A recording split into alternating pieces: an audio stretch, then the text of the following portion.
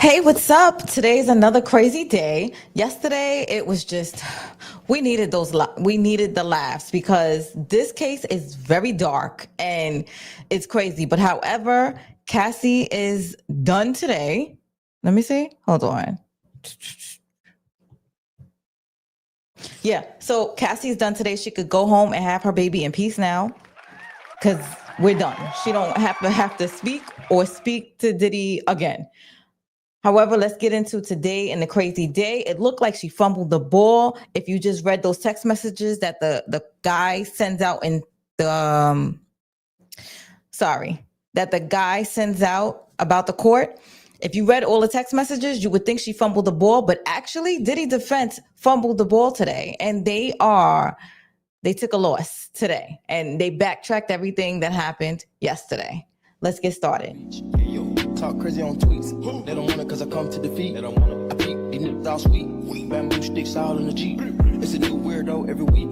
Get the work, put it up for my seeds. No care for the IG, just no care. Do anything for club. They do anything for club. Do anything for club. They do anything for club. Do anything for club. They do anything for club. Do anything for club. A lot of people need to hear this. It's a lot of names on my hit list. Still say what he wants to. Still wet like a big. I should run a whole blog at this rate. They using my name for clickbait. Even wanna start fake beef.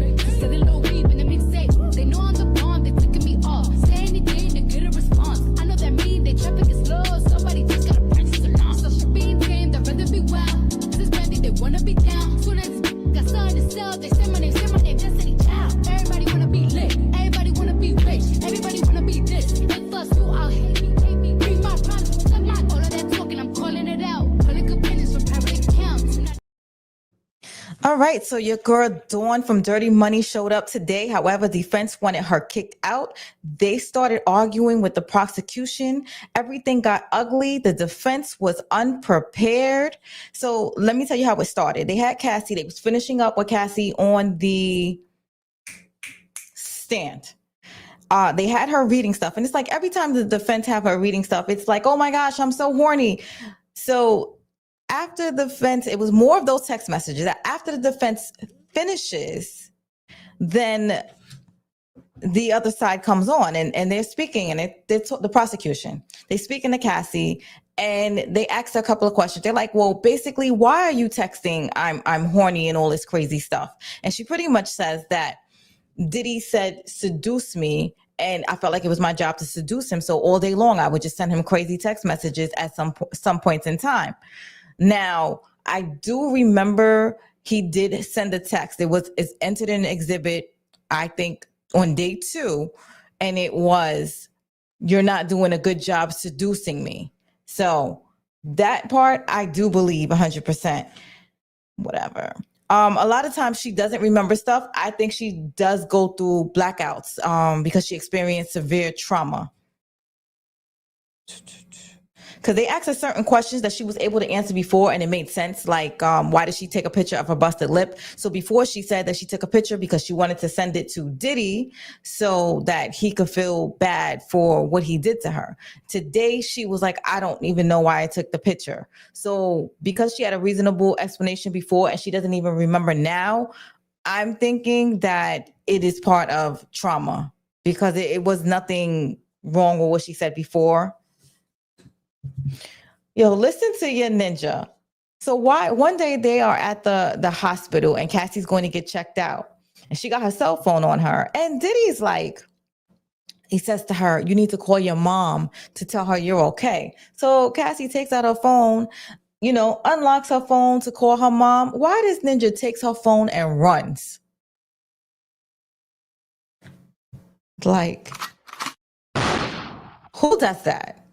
He took her phone. He waited for her to open her phone, took her phone, ran and went through her phone.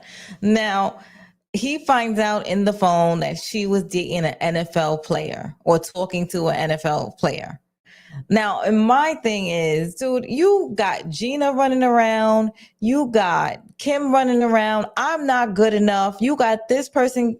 Like, at this point, I could care less what the defense is saying about me and who the hell I'm seeing. That's just me, the type of person. I'm just like, you already told this girl she's never good enough. And at some point, everybody does need love. So I'm like, I don't even care anymore. So I'm listening to the defense like, Now at lunchtime, they were going in with the text messages. So we're going to get to that. So now they were trying to say, the defense was saying that Cassie's aggressive and she's violent because she was running around. Somebody had showed a sex tape of her and she was like, somebody has a sex tape. So, sorry. Cassie's spiraling around trying to find out who got her damn sex tape. So in the middle of it, Cassie got into a fight with someone and she said, I almost had a killer bee. And I'm like, she's mad. So she went to her friend Suji and Suji's like, oh, come to my place. And he's trying to talk to her and stuff like that. And she's like, you said you know who got my tape? Who got my tape? And he's like, I have your tape. She was like, you got my tape? And he's like, yeah, but I wouldn't do that. Come relax with me. So she looked at Suji as a friend, and I think Suji was trying to talk to her and get her to calm down, but she flipped out on him. And she said, if you don't show me that damn tape that you say you got, I will hide your body in the dirt and leave you, and it won't even be from me. And in my head, I'm like, she been around this ninja Diddy too long. Because it sounds like the way she say he talk. I'm like, that ain't nothing but Diddy coming out of her mouth, who she been around. She must have been listening to all his conversations, just like that male escort said that he does. Like Diddy talks very freely around the women that he's with and the escorts that he's with. So the defendant was like replaying messages of her saying, I want to kill you. And it's going to be by somebody else to paint her out, of course, as violent. However, if somebody has a sex tape of me and they're telling me that they have it and they don't want to give it up to me, I would be pissed. Why do I think she's like that? I mean, so I had a friend that was getting abused. You would never know it. And she'd be at work and she'd be yelling and screaming at other people. And you would think that she was just like this badass top tier girl. However, at home, she was getting her behind beat. But at work, I guess she would take it out on people, and she was just like, her bark would be loud. And I don't know what it is, but psychologically, I'm guessing it's a way to get out on frustration and stuff like that. So knowing this, I'm like not even really paying attention to that. I'm like, this person stole her damn tape and got a whole sex tape of her, and she's yelling she wants it back. Like, just give her the damn tape. She's already being tormented by one ninja, and she doesn't want to be tormented by another. So she's just exploding. And I'm like, okay, so this is what y'all got. Now, Jonathan Odie, he's supposed to testify. He was a male escort. I got a video of Jonathan Odie. That's the one that I showed y'all the video of him bucking at the Trump Towers. He took a video of Cassie, and he said that he thinks that Diddy wants him unalive. That's so funny. And that's why he wanted to get arrested, that he was listening to the freak offs and Diddy was beating Cassie. And he was also saying that Diddy was sleeping with DJ Khaled and Rick Ross, and nobody wanted to believe him in the interrogation room. So he is going to testify. Cassie does say that she does know him. And she did say on the stand, it came out that she told Diddy about Odie because he had a video of Cassie and Diddy. And the reason why he did it, because he was scared that Diddy was going to hurt him, unalive him. So he was like, let me take video for my safety. So that confirms that Diddy was definitely trying to kill him, pretty much. So then they tried to get Cassie tripped out on going to a spa and rehab and stuff like that. Come to find out, in order for Cassie to get off of the dopamine, they put her on some other medication, which that means that she's going to be on it for the rest of her life. She's got to be like slightly high for the rest of her life. I don't know why, but now it's like when they give you, when they try to heal you or give you treatment to get off drugs, they like put you on something else. And that's crazy. It's like they want you on something for the rest of your life for everybody. This is Big Pharma. I'm just saying. So now the defense is also trying to downplay this book that Cassie's writing. She was like, oh, you got a document called book. She's like, no, I was writing a book. So then but the thing is the defense, they just kept messing up. So at the end, because I'm going to skip through all of this mess. Pretty much they send in little text messages between her talking about I'm horny and stuff like that. And they're doing it. So I'm so sorry. So at the end, they said that you were raped by Diddy, right? And she's like, yeah, I was raped. So then they send her text messages. They're like, well, why are you texting to meet up with him the day after? Or, hey, what you're doing and stuff like that. So now while I'm looking at it, I'm like, yo, Cassie just hung herself. How she got raped? And now she's texting him what you're doing. How are you? And stuff like that.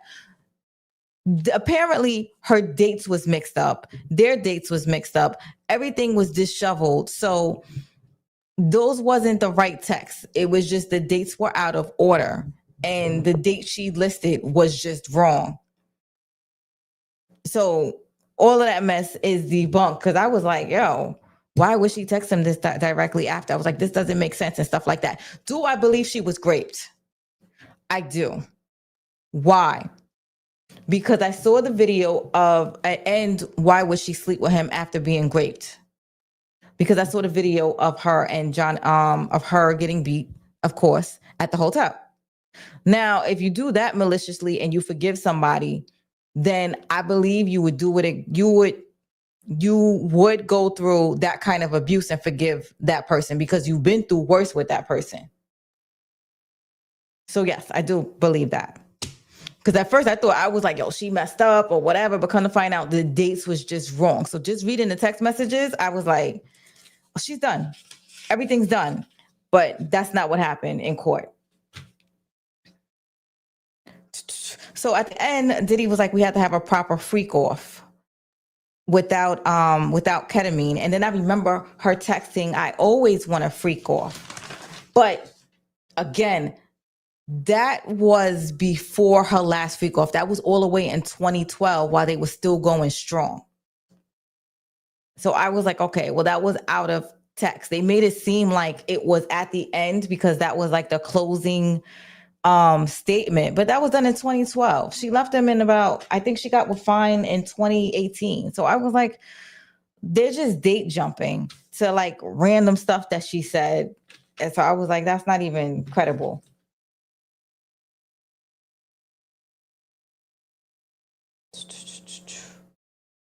So, but she did cheat. Getting great. Suburbia says getting raped is different than a beating. Yes, I understand that. But what I'm saying is if she got beaten and she forgave him, and I mean, she was taking these horrible beats and she was having a whole bunch of crazy intercourse anyway. I believe that same person, if they got raped by that same person because they get abused so much that she still would forgive him. I've seen it. So that's why I said that. It's not like a regular situation where it's not a regular situation. She's been getting abused by this guy for like 11 years. So mentally, she's not going to handle something the same way a regular person would. She's mentally messed up for the rest of her life. So she handle stuff a lot different. I'm sorry, I'm trying to go through this quick because it's dark and I'm trying to like upbeat it somehow. Okay, so she starts dating Alex Fine and You know the ninja. She needed closure. Now, Alex Fine is in the room, but she did say that one time she did get raped while she was dating Alex Fine, and she said she did go back and she had consensual sex with Diddy. What she did not say was that Alex Fine tried to FaceTime her while she was in the middle of doing consensual intercourse with Diddy in 2000 and I believe 19 or 18. Was it 18 or 19? Well, it doesn't. Her and Fine was together. And she had a freak off. So that part is correct. That's what I'm saying. I'm not far gone like that. She said, would you sleep with Diddy after he raped you? I wouldn't sleep with anybody after they raped me. There's that. But it's a lot of things that I would never have done that she did. And a lot of things that she... So it's funny you said that, because the prosecution was saying that you were 22 and you was, you know, and yet you still said that you were not fully developed. And when she's saying fully developed, she's talking about mentally.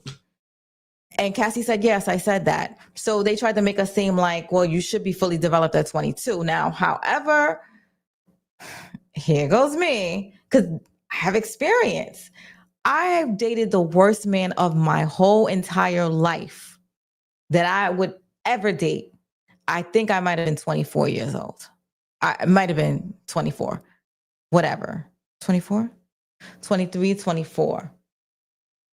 Would I ever go through that mess again? Hell no. I am not who I was back then. But when I was 24, I was a lot more naive, a lot more young. So you do grow up. She's like been through 11 years of some crazy ass stuff that she could never take back. So I'm sure if she rewinded the time, she would think differently about it. You know, like we be running through red flags when we young, because now it's like, oh no, I see that coming a mile away. I was ditzy at one point, a little bit. Not this. I mean, it's not ditzy, but she was like, something was going on in her childhood where she just wanted love, and she was willing to go through all of this mess, and he turned her out. But I don't think Diddy really turned her out 100%. He did, but I think it was something going on with Ryan Leslie too. I think she was in the industry for a while, because you can't tell me that you with Ryan Leslie because he is this successful producer making all this money, because she did have a beautiful condo and everything else.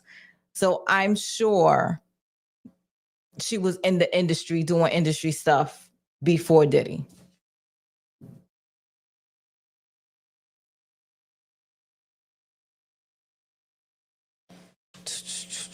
And it's funny because when they said that Alex Fine had called her on a FaceTime while she was sleeping with Diddy, the whole courtroom, everybody's looking at Alex Fine. And he's just sitting there. I think he knew that though, because she had mentioned that in the prosecution's exam that she slept with Diddy consensual while she was with Alex. So I don't believe that he didn't know. So then, of course, Diddy is texting her. He needs closure, all this other stuff.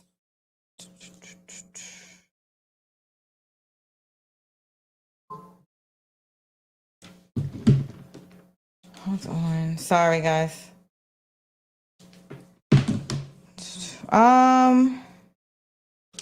He's telling her that he's his ride or die. I think in 2019, he texted her. And she said, I miss you too. He said, I miss you. I miss my best friend. She said, I miss you too. And he was like, you're my ride or die. And she said in 2020, she texted him back and was like, yo, that blew my mind. I needed some time to respond. And the defense was like, well, have you always wanted to hear that? And she's like, yeah, I wanted to hear it at the time, but now I'm fine.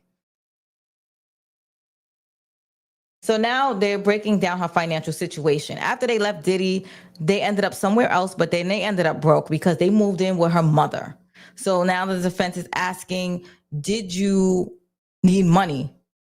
Pretty much. Like, did you just come for this lawsuit because you needed money? And at first she was saying that she was going to go on tour and stuff like that. So she tried to say no, she didn't really need money. But girl, she did at the time. But in her defense, I think she really deserved every penny of it. I think that the money wasn't enough. I think she was looking for closure and everything else. All the stuff that she's been through, and to have nothing to show for it is crazy work. So after she won the lawsuit, they asked her, they had another lawsuit pending. She won a lawsuit with the hotel. And it was a demand, not a lawsuit. She was going to file a lawsuit, but she didn't have to. She did a demand and they settled for $10 million. So Diddy gave her 20 and she got 10 million from the hotel. They don't want their name in the picture because they actually did cover up a crime that was on the recording and they did not help her. So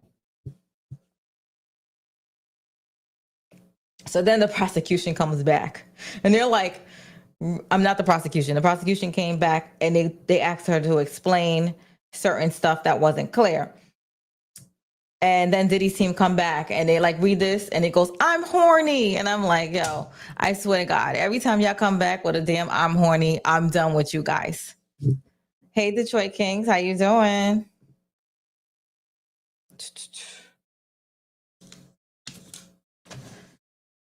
Okay, all right. Oh, so let's talk about Dawn, because she damn sure came in the courtroom. Homeland Security came.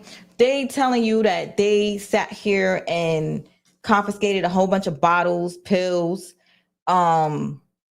cameras for the freak offs and stuff like this. Is what he did when he was in New York. Like, I really think your man Diddy got a huge sex addiction for real. So not only is he like getting high like crazy, I think his sexual appetite is out of control. I think he is nonstop Energizer Bunny all the time, because your dude came in the hotel for a few days. He came to New York and he's sitting there, got the whole freak off thing going off with the baby oil, the ketamine, and he was just ready.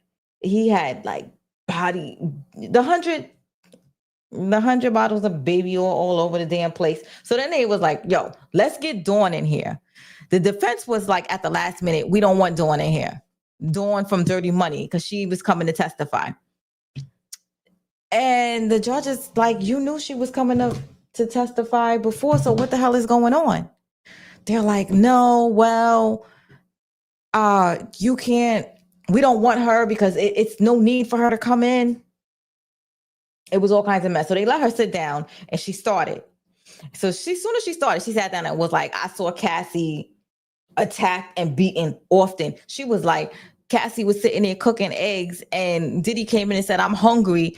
And she wasn't cooking fast enough. He took the skillet and slammed her over the head with it.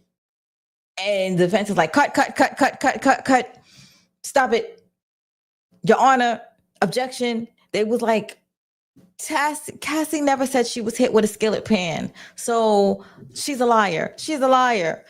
Objection. And I'm like, yo, Cassie got her ass beat all the time. What are you talking about? Why do you need Dawn to sit here?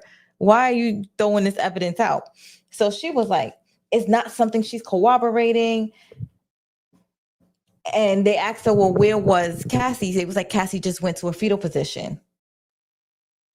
And Dawn was like, they was like, well, Dawn, did you do anything? And Dawn was like, no. And they was like, well, why didn't you do that? They was like, because I was scared, because Diddy said, if people talk too much, they end up missing. So she was like, I thought he threatened my life. So I was terrified. So they objected and stuff like that. They said Dawn is a complete liar. This is Diddy's defense team. And Cassie didn't bring up this damn skillet pan. So they was arguing for a good 15 minutes. And the judge was like, well, to the prosecution, why do you need this evidence? She was like, because in order to to use this case and say that we're calling Rico. We have to show that there was an enterprise of other people that witnessed stuff and they all felt compelled not to say anything. And I was like, oh, that works. So they're gonna have a whole bunch of stuff. Yo, Suburbia, shout out to you. You are really trolling. He said Cassie is an ambulance chaser and Busby. So you're saying that Cassie, let me ask you a question, Suburbia. You're saying that Cassie did not deserve that money? Yes or no? Curious. So the defense, they actually rushed Dawn off the stand. And they're still arguing. So we don't know if Dawn is coming back or not, but yo, she better watch herself. She started testifying. I don't think Diddy was too happy. And she's in New York. So, and it's a weekend. Yo, she better. I don't know. I don't be trusting this dude. So we're gonna see if she comes back. I don't know what's gonna happen with her. But go ahead. So that was pretty much it, and that's what happened today. So at first I thought Cassie for sure fumbled, but the prosecution and Cassie and everybody, they all had their dates all mixed up and in disarray. So she did not text that right after the grape situation. I'm waiting for Suburbia to answer this question, and then I'm out. Unless y'all got anything else to say. We are out. I would do the Raising Canaan review, but y'all know I'm no good at discussing Raising Canaan by myself. All right, guys. Well, this has been Amina Seen It. Hopefully I rushed it for you guys because this was a really down day in court. So it wasn't nothing really it wasn't something I could make fun of or light of a situation. But we got more stuff coming up. Anyway, guys, make sure y'all check out that new Raising Canaan review. I think that's going to do some numbers, and I will talk to you. Thank y'all for watching and hanging out.